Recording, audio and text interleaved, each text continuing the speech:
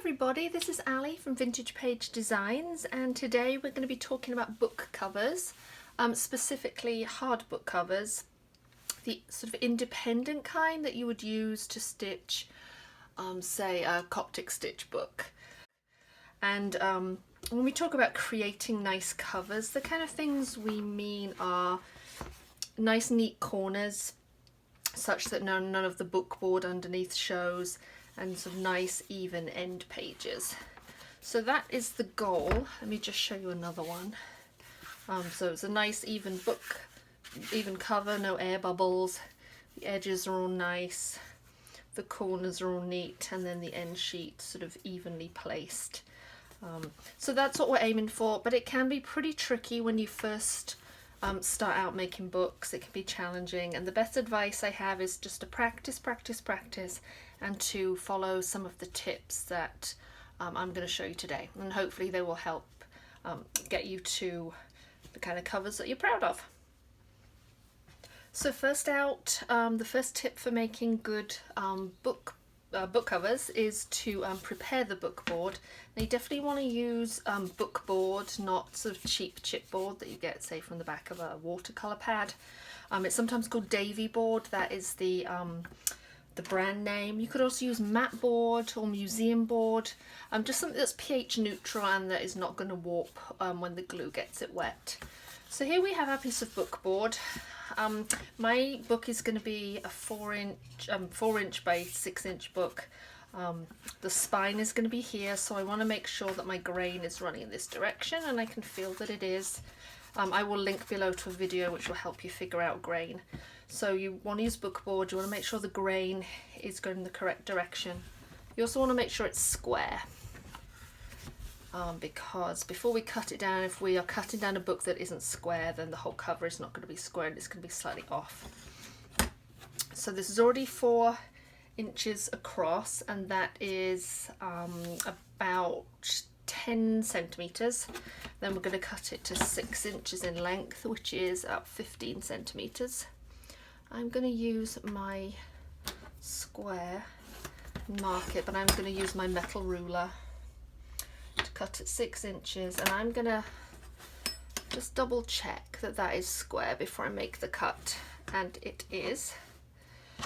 Sharp blade always. I'm replacing this often, and pull down and make several strokes. My table is wobbling, I apologize. You'll tell when it's free, but do several shallow strokes. Do not do 1 or 2 heavy strokes. This is a fairly thick board, so, and to keep this little scrap, we'll need it later. When you are done cutting the board to size, just double check again that it's square, and that is square, and then neaten up the edges with some sandpaper, so say if there's any rough edges. And also sometimes these edges can be sharp. I just want to take off the sharpness so it doesn't poke through. If you're covering it with a very thin paper, this sharp edge could poke through, so just give it a very light sand. And if you don't have sandpaper, you could use an emery board from filing your nails. Okay, so now we are going to cover our board with the decorative paper that we're going to choose. The first tip is, like your book board, you need to make sure that your cover paper is square, and also that the grain is going in the right direction. So this is going to be my spine on the long edge. This is also grained this way, so we're all in order, and like I said, I'll link to that video below. So make sure it's square, make sure the grain is correct, and also keep in mind the weight of this cover paper. The cover paper and then the paper that you put on the end sheet, that's not the right one, it needs to be of a similar weight. You don't want to put a very thick paper on the front and then a very thin paper on the back, because when this board gets wet from the glue, the fibres are going to pull in one direction, it's going to bow slightly, and then the piece of paper on the other side will pull the fibres in the opposite direction, and it will even it out. But if you have a very thick paper on the front and a thin paper on the back, it could sort of bow the board a little bit. So that's just something to keep in mind. Make sure both papers are of a similar weight. In terms of size, you want to give yourself about 3/4 of an inch. So that's about 2 centimeters all the way around the edge. If you have a thicker paper, give yourself an inch. If you have a thinner paper, you could go a little easy, but the standard measurement is 3/4 of an inch all the way around. Now I have marked this because when we put down our cover, when I put down our board, we really want it to be centered. You can eyeball this, and I generally do, but just so you can see, I have marked the 3/4 of an inch all the way around. And I will tell you that a quilting ruler is really useful for that. It makes life very easy. So we are going to get some glue. I am using this neutral pH PVA glue, polyvinyl acetate glue. I'm just going to pop into a little cup. Another tip for gluing is I normally use a heavy bottomed glass mason jar so that when it's on my desk it doesn't tip over. But for now I'm just using a plastic cup. But I use a mason jar. It's heavy, sort of heavy bottomed and quite shallow with a lid. And then between the lid and the outside of the jar I put a piece of wax paper so I can use it, you know, several times. You want to grab a piece of scratch paper. This is just old computer paper.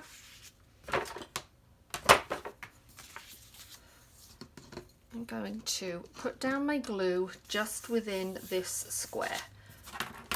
You do not want to glue the board. Do not glue the board. The only circumstance you might do it is if this is very, very thin, but never glue the board. Always glue the thinnest item. And when you glue in a star pattern from the center to the outside, and then spread from the center to the outside. That way you don't get it seeping underneath. And you'll notice I'm going in one direction only. I'm not going back and forth, because if I go back and then forth, I might get some underneath here, and then it'll stick to my sheet of paper underneath and ruin the front cover. So always just go in one direction from the center out, like this. Alrighty. Now I'm going to carefully lift this up, put another sheet down so that no glue from the other piece of scrap paper gets on the book, and quickly center this. And there. And then I'm going to push down really hard. I can check, just make sure there's no air bubbles, and we're fine for now. So let's just put that down. Now, in order to get those super neat sort of edges or triangles at the edge, this is a piece of scrap that I cut off this board. We're going to put it here at this corner at a 45-degree angle. Now if you have one of these cutting mats and you feel like you're not going to be able to get a 45-degree angle, you can always use these lines here. But I think I should be fine eyeballing. And I'm going to put this down, and it's going to be, I'm going to draw a line on the other side of that piece of book board. And then I'm going to take a sharp pair of scissors and cut just beyond that line. So let me show you. I'm cutting just slightly beyond that pencil line I just made. That's just going to give me enough room to make a really nice triangle without any of the book board showing through. If I cut it too big, then that corner would be all sort of bulky with paper. Hang on to those triangles in case you mess up and you do have a piece of book board showing through. You can use these triangles to kind of fill in any gaps. So you will see I've created those 4 mitered edges. I'm going to grab my glue again. And we're going to glue these edges. You do the top and bottom first and fold them over. So I'm going to hold it really steady so it doesn't move. I'm going from side to side. I'm not going back and forth so I don't go underneath. And then I'm going to do the bottom. Hopefully my arm isn't in the way. Side to side. I'm going to get another piece of scrap paper. Put it down. Then I'm going to push. I'm going to put my fingers right here to push in any air bubbles. And I'm pulling forward with that paper because we don't want air bubbles along this edge. I'm sort of pulling with my fingers. Then I'm going to grab my bone folder and go along these edges. Of course, it would help, you know, if you had your bone folder out ready.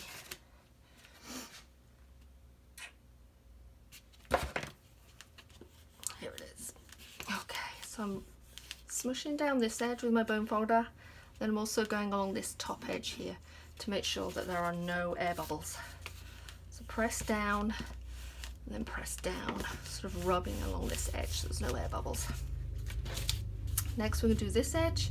We're going to get a tip of my bone folder, or you can also use thumbs if you have thumbnails, which I don't. You can use the tip of the bone folder and just push in that edge. Now this paper is thin enough to do that. If you have a thicker paper, you need to sort of nick a little triangle, but I will show that in a different video. You're just going to push in with the tip of your bone folder, grab some more glue. You see, I'm not putting a ton of glue on, I'm putting just enough. We don't want lots of excess glue seeping out. Just going to pull that away and do the same thing. Push it over and sort of pull forward. Go down with your bone folder and smooth that edge. And hopefully, it's probably a little hard to see with the black and white paper, but we have a nice clean corner with no bookboard showing through. I'm going to do the same here, just keeping away from that wet glue over there. Back and forth. You can always add more glue if you need to. Just don't want to overdo it. Okay, I should have already turned those in. It's okay. And flip it over. Push down and push down. There we have the first part of our cover. So now we have our cover, all the corners mited and everything looks good. We're just going to flip it over, grab a clean waste sheet, get the edge of your bone fold and just gently smooth it over, just in case there are any air bubbles. I didn't see any, but you never know. And the reason we're using a clean waste sheet is there could be glue on your bone folder from when you smooth down those glued edges. And this seems fine. Let's just double check. Yeah, it looks good. My corners look good. You can always sort of, if they're a bit sharp, kind of push them in with your finger. All right, so to add the end paper, I always cut my end paper 1/4 inch smaller than the book cover, so that I have 1/8 of an inch all the way around the edge. And let me see, 1/4 of an inch is about 7 millimeters. So I cut it 1/4 inch smaller. So this is a 4 inch by 6 inch book board. So I cut the paper at 3 3/4 by 5 3/4, or 7 millimeters smaller than the cover. So hopefully that makes sense. And this, of course, is grained. Well, let's hope that's grained that way.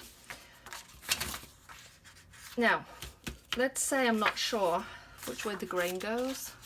When I glue it, we'll know because it will bend in that direction. So let's why you have a glass container for your glue so it doesn't tip over. Again, we're going to start the center and move out in a star shape.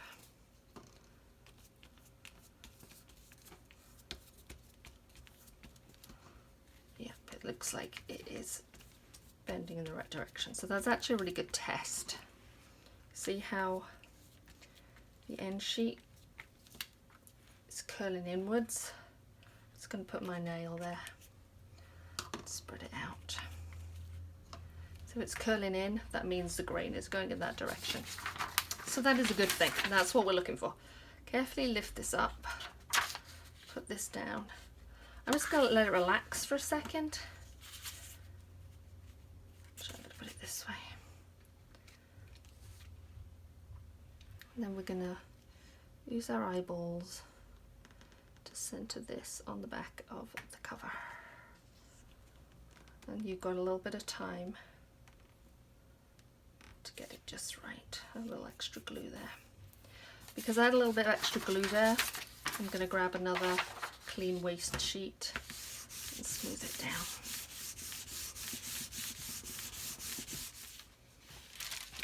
So once you are happy with your book cover, all the air bubbles are out, your corners are all neat, you want to wrap it in wax paper or parchment paper and then press it overnight, or at least several hours, but preferably overnight under some heavy weights or some bricks. And if you feel the paper and it's still cold, that means it's still wet and the glue is not dry. So I really hope that helps you to make some lovely book covers. If you have any questions, post them in the comments below. You can send me an email at ali@vintagepagedesigns.com. You can also post in the Facebook group, where we have a lovely group of people who love making books and are also happy to help. Thanks very much. Have a great day.